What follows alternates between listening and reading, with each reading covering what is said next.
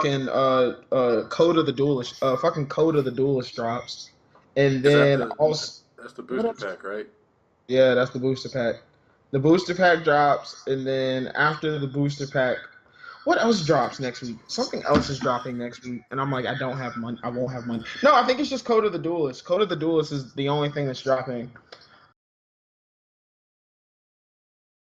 So just play your cards right.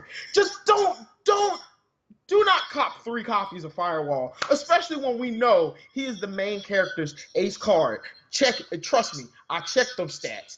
That attack's at 2,500. That bitch will be reprinted. I promise you. Just get one. But then, you know what? There are people legit saying that Code of the Duelist is like one of the worst sets to ever get printed. And I know this is a... Wait, are you recording? Start the episode.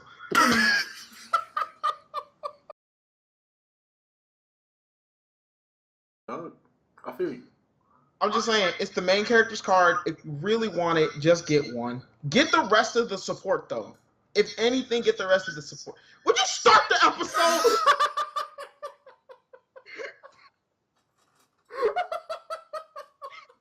What we do here is go back.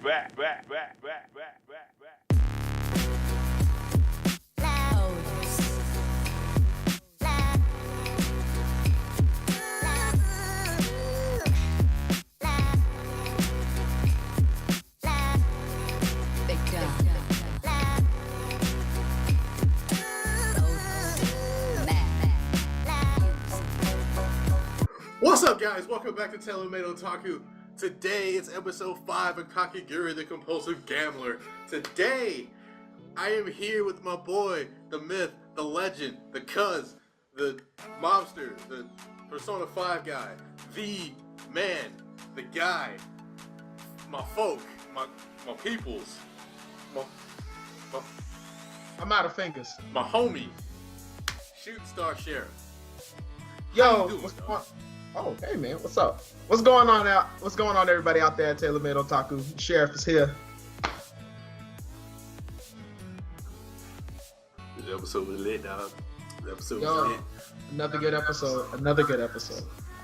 The episode was crazy, B. Okay, alright. First of all, welcome to Kakegurui, cuz. I know you wasn't here my last, upload video. This is the first one. We've been trying for like a month to get this out. It's been more like 2 weeks, but we have been trying. I mean, tried to get together for the last 2 weeks to do this, but it just wasn't working. It was like either scheduling, technology, one way or another. But I already explained that in the last video.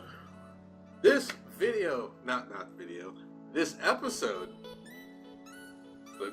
You meant what I knew. This episode was entitled "The Woman Who Became Human."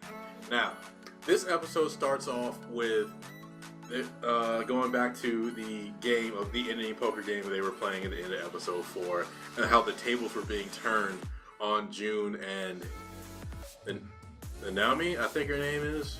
I'll put her name somewhere in case I messed that up.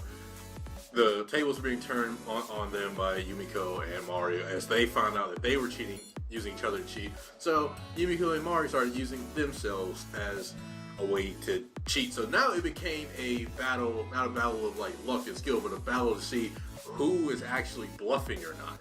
Like who can out bluff the other.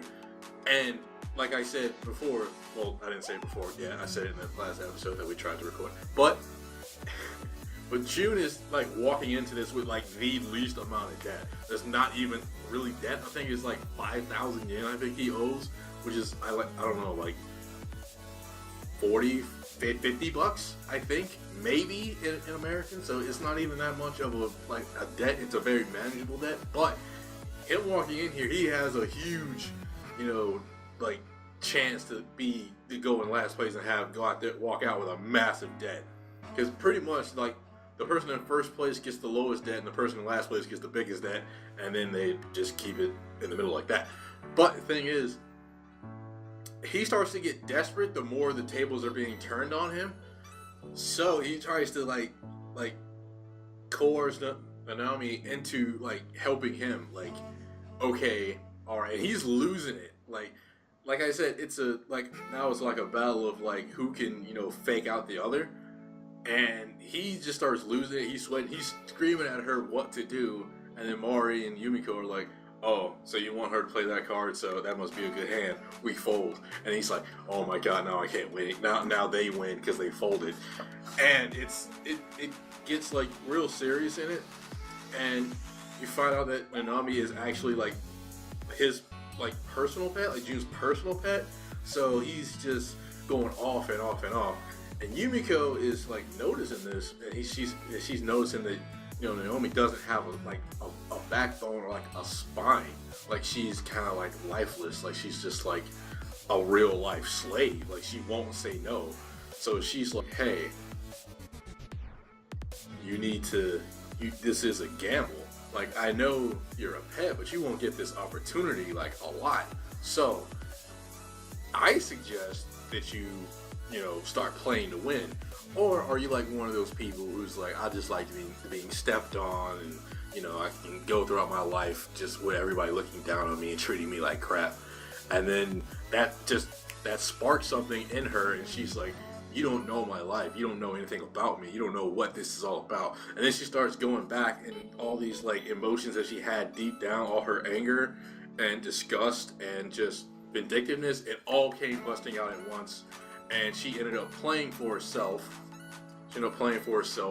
And she actually ended up, I think, it was like the last turn, and she ended up winning that turn. So June didn't come in first. June actually came in last.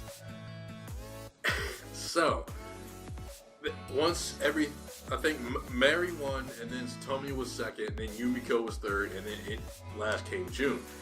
So he went from having like a 5,000 yen debt to a $310 million debt.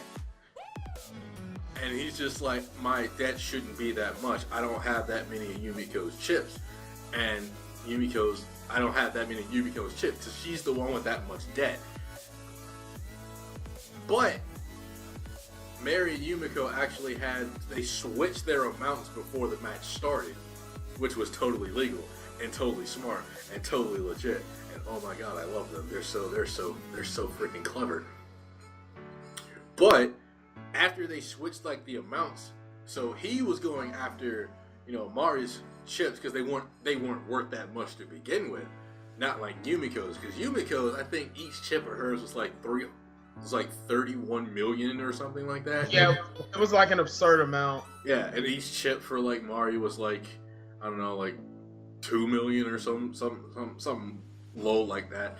But after that, he tries to like, he's going off because they're laughing at him because they can't believe they actually got away with what they did.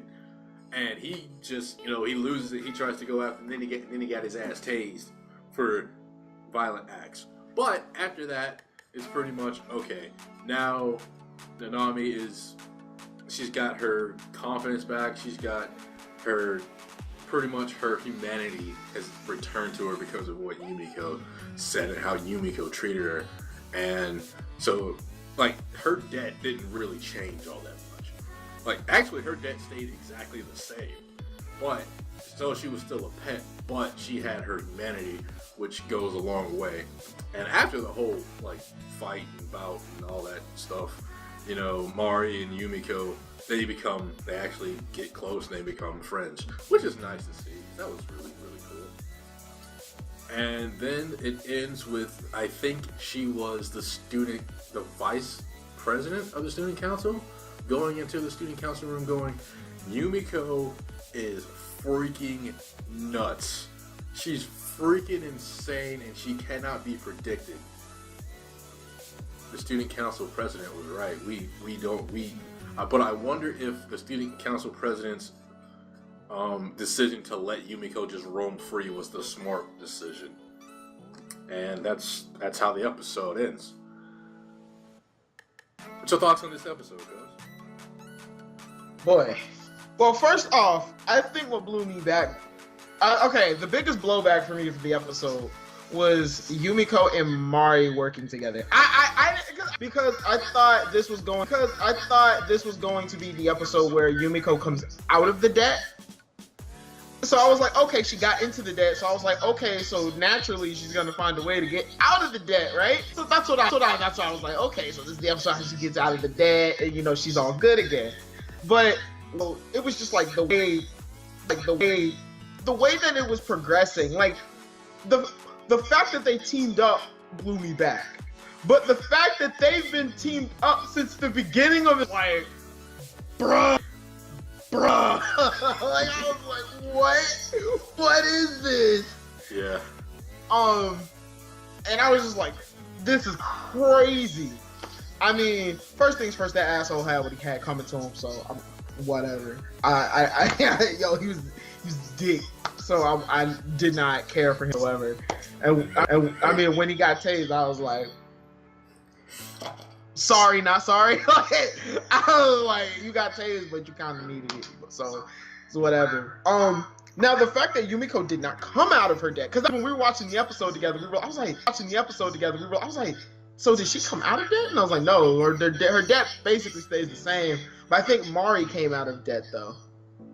Mari's debt became like a lot more manageable, so she just paid it off. Yumiko lost like a little bit, but it's still basically around the same area. Yeah. Okay. So it was cool because it was like beneficial for the both of them. It was more beneficial for Mari than it was for Yumiko, but bruh, the fact that they changed their plates, and I was just like, what? So, like, it was crazy. Because in the beginning of the game, I mean, Yumi, it was just so dope. It was the simplest thing is just, we just swapped our nameplates. So, regardless whether they would have played mind games with him or not, he would have just been like, oh, Yumiko's chips cost, or Mari's chips cost less, so I'm gonna take Mari's chips. I was like, bro, just the simplest thing like that completely shifted. I mean, either way, whether they would have played mind games with him or not, they would have won. They would have won just because they swapped their plates. Yep. So it was wild. It was wild. I love this episode. Definitely glad to see Mari kind of like, it was cool. It was really cool to see Mari come back in these last few episodes, because I was wondering if she was gonna come back after episode 1 or 2, or after episode 1, 2? 1. Yeah, after episode 1. So it was really cool to see her come back, and it was really cool to see those two work together, because those two really make they make the most badass of teams. So I'm loving the whole team up situation. I want to see more of those. But good episode. Dope episode. Dope. Real dope. Dope. The thing was, I was caught up in the manga up until this episode. So I was like, I kind of want to read now. So I read, and then it just keeps getting crazier and crazier. I'm like, oh, it's gonna be beautiful. But actually, since I got you here, what was your first thoughts on Kakegurui when you watched the first episode up until now? Because I didn't have an answer. Okay, so my first thoughts on Kakegurui was like, first off, this is some rich kid problems, bro. Like, you go to a school where you're so rich, the only thing you can do to spend your free time is to just gamble. So I was just like, yeah, this is not a school for everybody. But honestly, I went into it thinking, I was like, okay, it's gonna be like one of those psychological. Yeah. It's like, it was like psychological. So I was like, so I kind of got like, from looking at the poster art or whatever, I was like, it kind of has like some Death Note-ish type vibe. So I was like, I this a little bit. But watching the first episode through, I was like, this is cool, because it, like, the suspense, the tension, we even talked about this off screen, but just like the correlations that they make between gambling and pleasure, it's so good. And like, now I'm upset that it's only 12 episodes. I'm just like, bro, we're already more than halfway through Oh no, well, episode 6 next week will be halfway through, but we're already like a quarter way through. So I'm just like, bro, this is like almost halfway over already. It's not gonna be enough. It's not gonna be enough, bro. I hope it gets a season 2. I mean, I don't know where it's gonna leave, but I really strongly hope this gets a season 2 because it needs it. I can already tell that it needs it. Speaking of that, remember the only complaint we had was that the opening was far too sexual, and it didn't need to be sexual at all. Yeah. Like, that was our only, like, issue with the show in general, is that the opening was just sexy for, like, no reason, because it didn't need to be. It's not like one of those shows where there's, the plot's kind of decent, but we want this show to be over, to be popular, so we're just going to throw some nudity in it. But after watching Mother's Basement, another YouTube channel, he went through, like, just the opening, like what's in the opening, and it has a lot of like the entire opening is pretty much a shot of like references from the manga.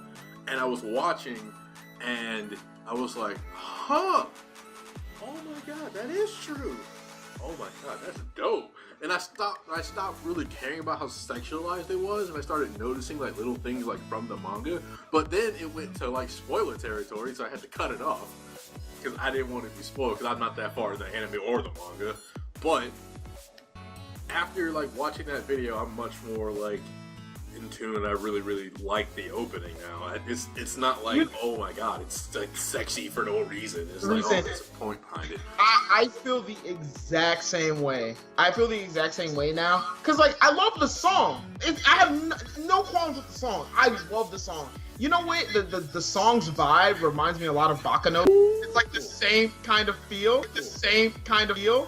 That whole, like that jazzy kind of feel. Like it's the same thing. If you haven't watched Bakano, watch Bakano. If you're still watching this video right now. It's dope. But anyway, it's dope. But anyway, I really do appreciate the opening more, because like the connections that they make between gambling for these characters and pleasure. That's literally the connection there. So I'm like, bro, it makes me appreciate the opening way much more. So I mean, you have to look on it at a deeper level a little bit, but it's there though. It's just like, bro, I'm loving Kakegurui. Definitely one of the strong contenders for like one of the best animes we've had come out maybe this year. And the year's almost over. Dang.